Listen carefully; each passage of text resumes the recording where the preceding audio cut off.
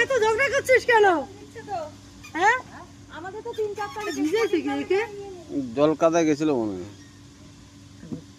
কি করছে